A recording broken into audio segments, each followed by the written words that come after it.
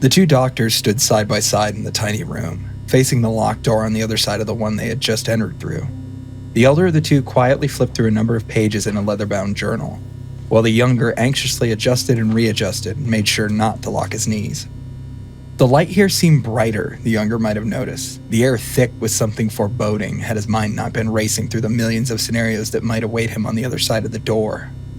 He had tried a conversation with the elder doctor earlier, but his nervousness had broken through and his voice had cracked, and the other man had raised an eyebrow and returned to his notes. It was as if an eternity had passed before they finally heard a voice crackle over the speakers in the room. Dr. Vanderveer, the elder, raised an eyebrow yet again as Dr. Montgomery, the younger, jumped at the sound. Please state your name as it appears in the Foundation personnel database, and submit your Level 4 Foundation identification number and passcode. The voice spoke clearly, its tone indicating a lifetime of repetition. Dr. Vanderveer coughed slightly and spoke. Dr. Gregory Arnold Vanderveer, identification number... Passcode... There was the slightest of hesitations before the voice cut through again, asking the same of Dr. Montgomery. The elder doctor looked over to him, something akin to sympathy momentarily crossing his eyes. Relax. Just recite the number. Montgomery swallowed, took a deep breath, and recited his own information. Dr. Anderson Dean Montgomery, identification number... Passcode. A brief instance of doubt struck him, but passed when he saw Dr. Vanderveer's reassuring nod. Passcode... Both men stood silently again, the last of Montgomery's words hanging in the air. Another brief pause, another eternity, and then the door in front of them clicked. Enter Dr. Vanderveer and Dr. Montgomery. The sliding panel moved quietly into the wall, and a dull wave of stale, recycled air passed over them. Montgomery was reminded of his time practicing within a prison, where every breath of the men in isolation hung around them like a shroud. The moment caused him to falter briefly, while Dr. Vanderveer moved through the entrance. Come along now. We've not much farther to go. The two men walked in silence down the long, white hallway. There were cameras every 50 feet, or so Montgomery had been told. The floor below them was tile, and every step echoed off the walls around them, announcing their arrival like an army of tiny drummers. As the temperature dropped slightly, Montgomery could feel beads of sweat forming on the back of his neck, persistent in nature despite the chill. Ahead of them was a set of double doors. To the side of the doors was a brass information plaque, like the dozens of others across the site. As they approached it, the etching on the plaque became visible, causing Montgomery's throat to catch. Item number SCP-231-7. Object Class Keter. Vanderveer was unfazed and quickly pushed through to the other side. Montgomery gave a moment of pause to take a deep breath and then did the same. The scene on the other side of the door was fairly quiet, with a number of doctors standing around various displays looking at readouts and information that was being processed on the machines behind them. There was an air of solemnity about all of them, and the gravity of the room struck Montgomery like a ton of bricks.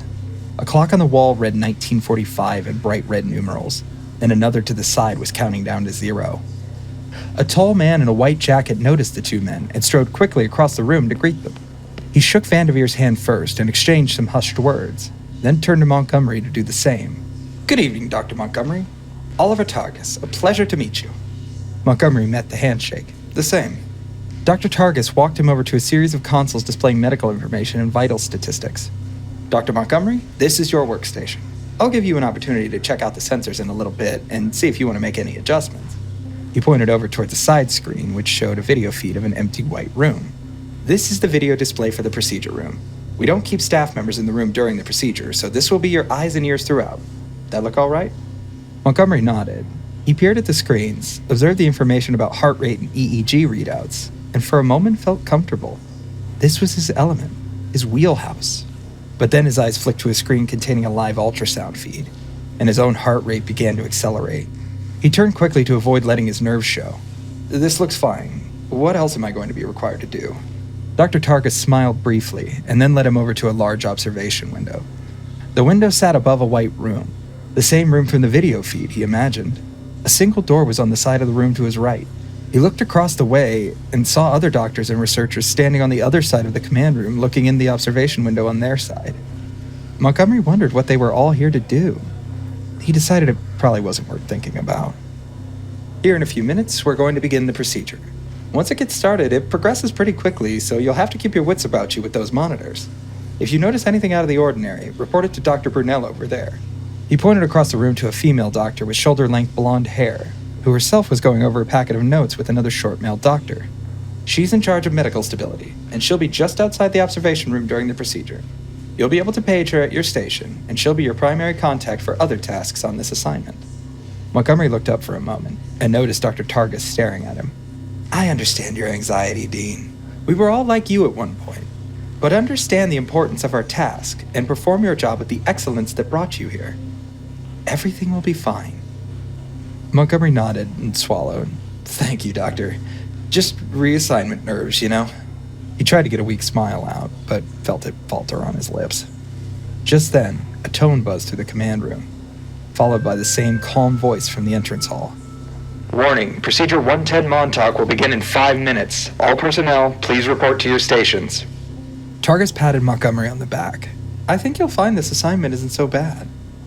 With that, the tan doctor walked off to a station across the command room. Montgomery paused for a moment more to look down into the observation room, where a group of nurses in white scrubs were rolling a small bed through the now open door. After a few seconds, he moved quickly to his station. Taking his seat, his eyes moved immediately to the video screen, and he watched the nurses setting up the rest of the room. A rug had been moved into the room, as well as a small table next to the bed, a lamp, and some bedding. Montgomery felt his stomach drop slightly, and then looked again towards the clock above the observation window. It read 1959, and the one next to it, 0 minutes, 24 seconds. It was almost time. The screens in front of him hummed softly, and the information contained within pushed on tirelessly. He made a few notes and opened a booklet of information he had brought with him. Then he heard the last tone. All staff, Procedure 110 Montauk has begun. He turned to look at the clock again, and noticed that large metal plates had slid down over the observation windows, obscuring the room from view. Looking back to his video feed, he saw the lights within the room had dimmed, and the only illumination that remained was the lamp on the table. The door on the wall slid open again, and 2 more nurses walked out. A small girl was between them. She was no older than 8, Montgomery thought. It did not look exactly like he'd thought she might. Her hair was cut very short, barely a highlight against her olive skin. She moved awkwardly, and it was then he noticed her stomach. It bulged against the surgical gown she wore, and turned her steps into an awkward, plodding gait. The nurses guided her towards the bed and helped her up into it. One of them adjusted her pillow, and the other tucked in the blankets. Finished, one of the nurses leaned down and said something to the little girl, and then joined the other before exiting the room.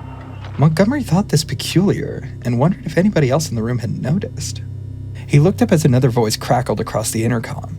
He recognized it as Dr. Targus, and saw him standing towards the center of the room, watching a series of screens before him.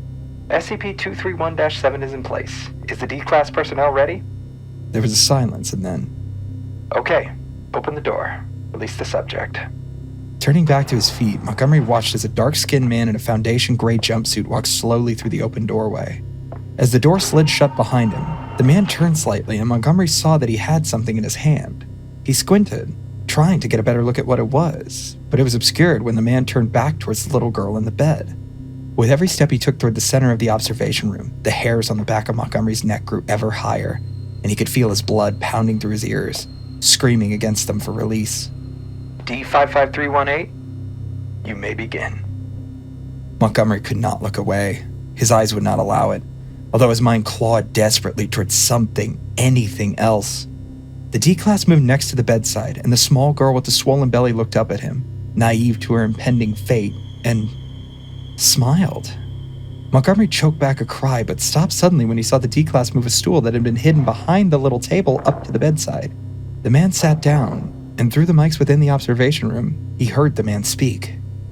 Hello again, Catherine. I brought you a new one tonight. It's called Good Night Moon. Is that okay?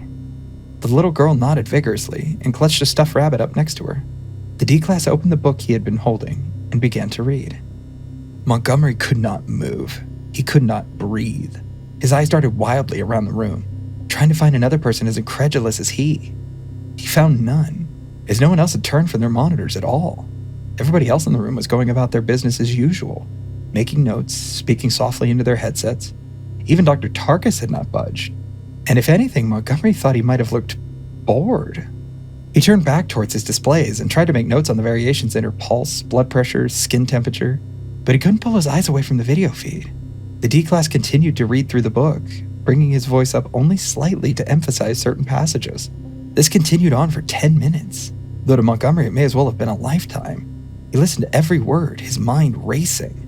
This is not what this is supposed to be. What's happening? What is this? He called back to when he first heard he was being assigned to SCP-231. He remembered how his coworkers at Site-81 had talked and tried to console him, told him that it wouldn't be too bad after the post-assignment amnestic treatment. He had heard the things that they said about 231, about the convicted sex offenders required for the containment protocols, about what they did to the little girl. This was not happening. The man looked hard, yes, and Montgomery could believe he was a felon, but he spoke easily and had not once touched 231-7. He simply continued to read, all the while looking up occasionally at the little girl. She was moments from sleep, and before the D-Class had finished the book, she passed out completely. The man laid the book down, stood up, rubbed the sleeping child's head slightly, and then walked out of the room. The lamp within the observation chamber dimmed, and the lights within the command room came back up. There was a buzz of approval around him, and when Montgomery finally managed to pull his eyes away from the screen, he saw the other staff members were finishing up procedure reports, signing the necessary documents, typing away at their computers, and otherwise not panicking. Montgomery spun quickly as he felt somebody come up behind him, and sighed when he realized it was just Dr. Targus. The old man smiled again. "How are you, Doctor? Did you see any abnormalities with the subject?" Montgomery grabbed his notebook and began flipping through it. No abnormalities, nothing except that Procedure 110 Montauk is not what you were anticipating it to be." The young doctor nodded. Tarkus pulled up a chair and sat down next to him. "Well, it's usually our policy to debrief new assignments, and if you hadn't been called down here on such short notice, we might have gotten the chance to. The secrecy of this project is paramount, however, so it really isn't that bad, I guess. I'm sure you have some questions." Montgomery hesitated, then stammered out a reply. I've heard it's, that they... Yes, that is certainly what we've designed the documentation to imply. That it would be about as bad as it could get when a brutal sex crime against a child. Montgomery didn't move. Yes, it would be horrible, deplorable beyond forgiveness. But that's not what Procedure 110 Montauk is, Doctor. He leaned back. Early on in containment of the 231 subjects, we did terrible things to those poor girls. Not as terrible as that, but we were being advised only by a handful of occultists we've been able to capture and extract that information from. That was what they had done to contain the demon, and because of that, it's what we had to do. I was not on the project then, and understandably many of those doctors, most of them in fact, are no longer with us, as are 231-1 through 6. It was because of our failings that they perished, and it was because of their deaths that we realized we had to do something different. Gods very rarely are bound by the laws of existence, Reality benders can change the shape of the world around us at will, turn existence into their plaything. But everything has rules, Dr. Montgomery. Even gods have rules. Old laws, yes, arcane, but effective. We began to look more closely into information we had gathered about the Scarlet King, about the entity itself. Within all of those documents, all of the collected material we had at our disposal, we discovered something else. He leaned back again. The demon does not need to be contained by horrifying, disgusting acts, Montgomery. The demon only needs to believe that horrifying, disgusting acts are being done in its name. The documentation we created, the terrible rumors about Procedure 110 Montauk, the reports of suicides by doctors working on this project, all of it. It's all just a charade. All of it is done to convince the demon that we are doing the worst thing possible to that girl.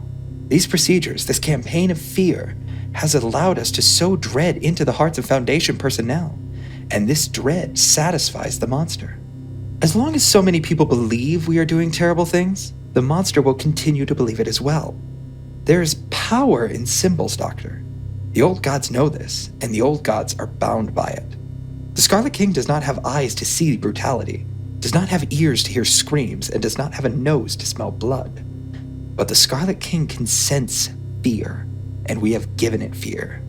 Fear alone is all that it ever required. The old doctor stopped and closed his eyes. Both men sat in silence as a number of other researchers filed past them into the hallway outside the command room. Once most of them had passed, Montgomery spoke up. "And the reading? The bedtime stories?" Targus nodded. "Catherine cannot sleep without a bedtime story. How she manages to sleep at all is a wonder to me. But an act of some kind was required to convince the demon. In the eyes of the Scarlet King, Dr. Montgomery, reading those bedtime stories is the worst possible thing we could be doing to her." Montgomery nodded, understanding dawning on him. He glanced back towards the steel-plated observation room windows. The steel plates, though, not keeping staff members in the room? Targus opened his eyes. "The danger is still real, Doctor. Loss of containment SCP-231-7 will likely result in an XK. We have procedures in place, woven into the theater of Procedure 110 Montauk. Do not think that the way we contain this demon makes it any less dangerous. Indeed, it is likely the most dangerous entity we've managed to contain. But there are things that we will not do, Montgomery. Things that are too abhorrent. And even implying such makes me feel filthy. But if implying is all we have to do, well, I can sleep at night." Another doctor came up to Targus, and with a brief farewell, the doctor hurried off to attend to some other part of the room. Montgomery sat quietly for a time, thinking everything over. He turned to look at the video feed screen, where the little girl was sleeping soundly in her bed, stuffed rabbit tucked between her arms. The young doctor felt the anxiety there, but beneath it was something else. The dread had vanished, but the fear remained, quiet and looming. He turned off the monitors, gathered his notes, and left the room.